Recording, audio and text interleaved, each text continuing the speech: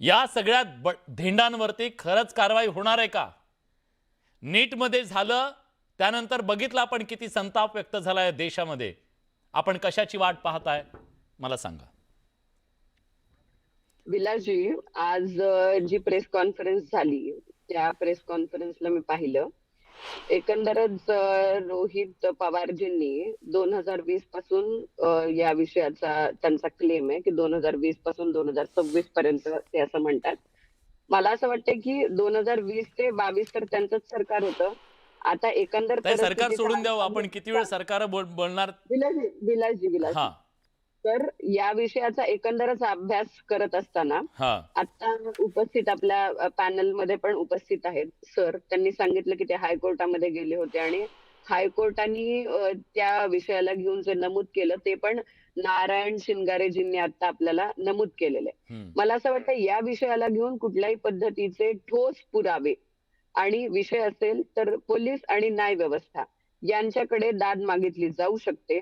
त्यामुळे आपण जर तरच्या चर्चा करण्याच्या ऐवजी या विषयाला घेऊन ठोस पुराव्यांच्या निशी जर प्रेरणाजी. पोलीस डिपार्टमेंट आणि कायदा आणि सुव्यवस्थेच्या दृष्टीने या विषयाला खऱ्या अर्थाने मला वाटतं ठोस पुराव्यांच्या निशी जर गेलं तर या विषयामध्ये योग्य जी काही पुरावे आहे ती शोधण्याचं काम कार्यवाही आणि कुणाचं आहे? अभ्यास पुरावे आणि शोधण्याचं अभ्यास काम या कुणाचं आहे? विषयाला सामान्य घेऊन केला जाऊ माणसाचं आहे? शकतो. त्याच्याकडे काय मला यंत्रणा आहे सांगा.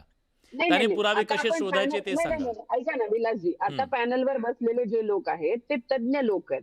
हम्म. आता आपण म्हणल्याप्रमाणे करिअर समुपदेशक आहेत, देशमुख सर आहेत, नारायण सर आहेत. या नारायण सर ठिकाणी येतो. बसलेले प्रदेशाचे एनसीपीचे नरेंद्र काळेजी आहेत. मला वाटतं मला पॉलिटिकल या विषयाला बोलण्यासारखं मी एका बाजूला बोलते. जो पॉलिटिकल मुद्दा आहे रोहित पवारांचा नकोच आपल्याला त्या विषयाला पॉलिटिकल, घेऊन नकोच. रोहित पवार त्या सोडून द्या. विषयाला घेऊन नको हा नको तर नको या आपण नको विषयाला विद्यार्थ्यांवर घेऊन तो विषय नको तो विषय नको तो विषय नको.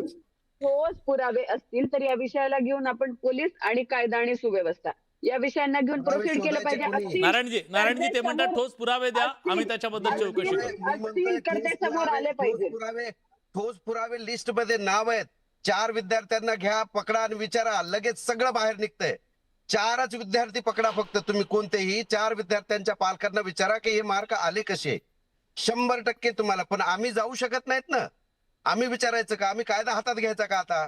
पुरावे आणायचे कुठून? ज्यांनी पैसे दिले ते आमच्या समोर मान्य कसं काय करणार? त्या विद्यार्थ्यांची परत टेस्ट घ्या. प्रेरणाजी हे लॉजिकल आहे. त्यांचं म्हणणं मला लॉजिकल वाटतंय. ऐका ना, मला विचारायचंय, एकच मिनिट, मला विचारायचंय की जे विद्यार्थ्यांना असे मार्क आलेले आहेत 100% त्यांनी यावर्षी 2 परीक्षा दिलेल्या आहेत सीईटीच्या. Session 1, session 2.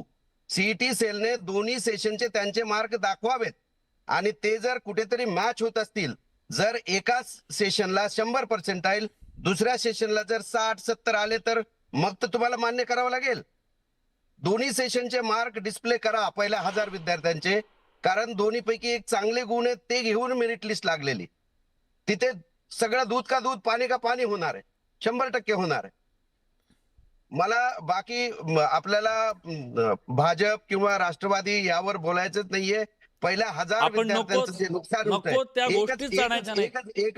एकच गोष्ट बोलायची. मी काल जेव्हा दिलीप सरदेसाई सरांना भेटायला गेलो तेव्हा त्यांना हे विचारलं तर त्यांनी मला स्पष्ट, मी 45 मिनिट बोलत होतो, त्यांनी सांगितलं सर तुमचं सगळं खरंय, मला पटतंय, पण मी आहे टॅक्सेशन विभागाचा, मला बळजबरी इथं आणून बसवलेलं आहे, मला याच्यातलं अकॅडमिक मधलं काहीच कळत नाही.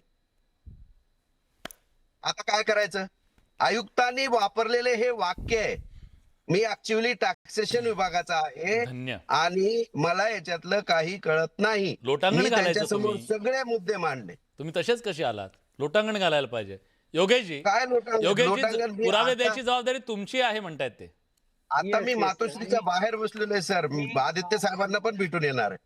मी यामध्ये एक नमूद करू इच्छितो की आता विद्यार्थ्यांचं नाव आपल्याला डिस्क्लोज करता येत नाही, पण आम्ही अशा एका विद्यार्थ्याचा पाठलाग केला जे आपल्याला कळालं की हा सस्पिशियस विद्यार्थी, एक विद्यार्थिनी आहे आपल्याकडे, फिमेल कॅन्डिडेट आहे.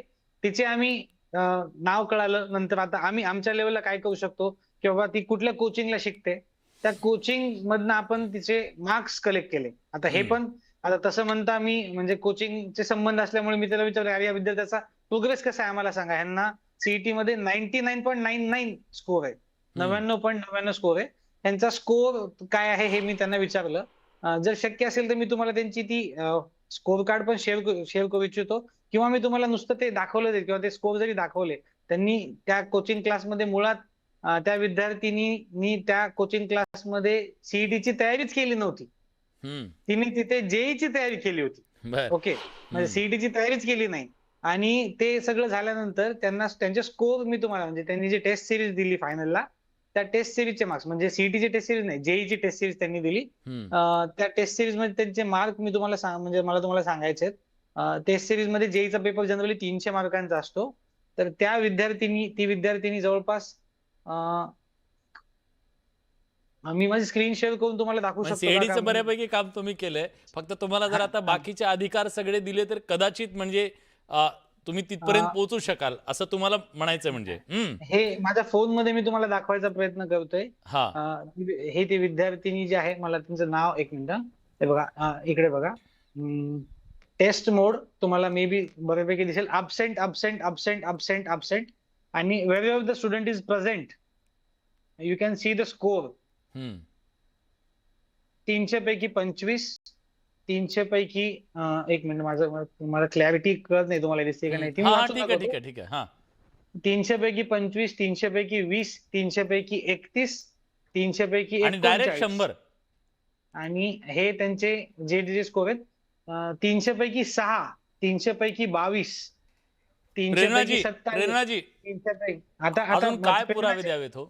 किमान अशा संशयास्पद लोकांची तरी चौकशी व्हायला हवी की नाही? अशा पुरावे घेऊन आम्ही जेव्हा आयुक्तांकडे जातो,